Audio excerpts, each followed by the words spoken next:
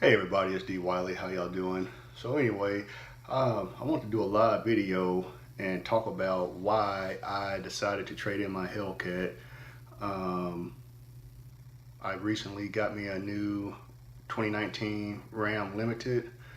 I have a few reasons why I got rid of my Hellcat, and so I'm gonna talk about that and what my future plans are. So first off, probably about I want to say maybe 4 or 5 months prior to me getting rid of my Hellcat, I started hearing a rattling noise in my supercharger.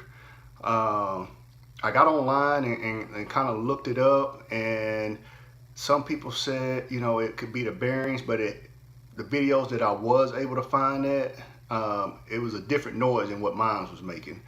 I got that car brand new in March of 2016, so my warranty was going to go out next month, and I only had 24,000 miles on the car.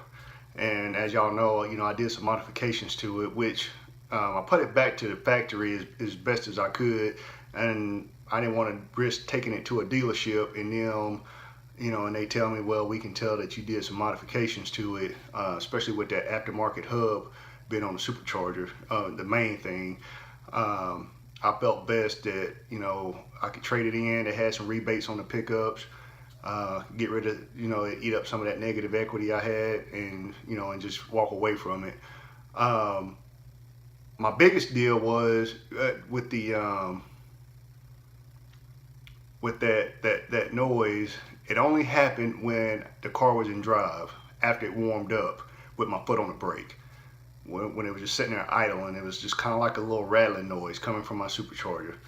Um, and I didn't want to deal with it, so I decided to go ahead and trade it in.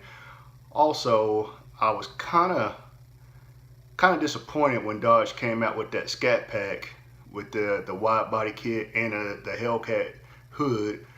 I've seen a few of those Scat Packs with the wide body kits and the Hellcat hood, and it damn near almost look exactly, well, it does until you get up beside it and see the badging on it. So to me, I'm like, okay, I spent 70 something thousand dollars on my Hellcat, and now you can go buy a Scat Pack. I don't know what the price on them are, for maybe 40, 50,000 bucks, maybe even cheaper than that, and it look exactly like a Hellcat. And I do like that wide body kit, just for the simple fact they put a wider tire on the car, but I also think it makes the car look cheap. I think Dodge could have did a little bit more in the design area, like the Corvettes, the ZL1s, the Mustangs, the BMWs that's got the wider tires, but the fenders is built for it all to go together, instead of Dodge just saying, okay, we're gonna slap a flare on the side of the car and put a wider tire on it. So that's just my personal preference. The car does look better, but I also think it looks cheap, and I'm not a fan of it. And so that was another reason why I decided to get rid of that car. Another reason is, I just had a baby. It was too much of a hassle trying to get that car seat in and out of that back seat. So I caught myself driving my Toyota Corolla everywhere I went, and basically that Hellcat was just parked in the garage, a majority of the time. And so that was another reason why I decided to get rid of it. What else? I think that's pretty much it. Yeah, and the value, I can't believe how much the value dropped on those cars. I ain't gonna get too exact, but I paid close to 75 for that car when it first came out, because it was still kind of hot. And they only offered me 43 at the dealership for it, which I was able to talk them up a couple thousand and get some more out of it. But I was a little disappointed in how much, and you can get online, like you can get a used Hellcat now for about 50,000 bucks, and that's like with low miles on it. To me, if that's supposed to be Dodge's top of the end, fastest car, woody woody woo, but then when you get ready to trade it in, you can't get nothing for it. And so if the value on a car like that is gonna drop that much in just a couple years, to me, yeah, I have a big issue with that. So I went ahead and got the truck. It came with almost $8,000 in rebates. So it pretty much got rid of that negative equity, and you know, I was able to get a good price on the truck. So I'm happy with what I got.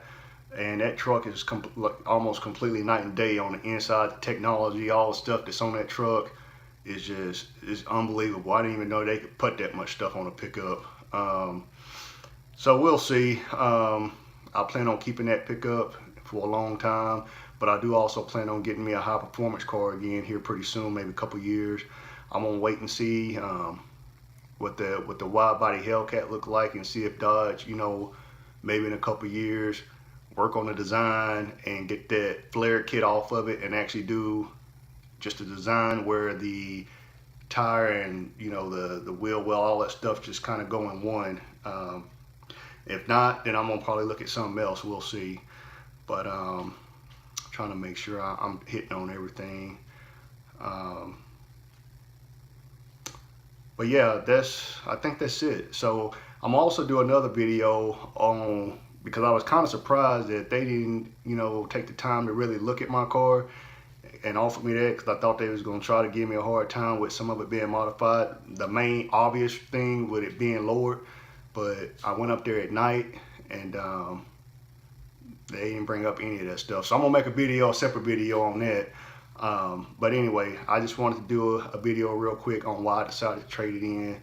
And but yeah, that knocking, well, not that knocking, but the rattling that I started hearing in my supercharger, and I was kind of worried if I waited and then too much longer that something really bad would have happened, and then I would have had to get it fixed before I could get rid of it. So I wanted to go ahead and get rid of it before it got too loud and too noticeable.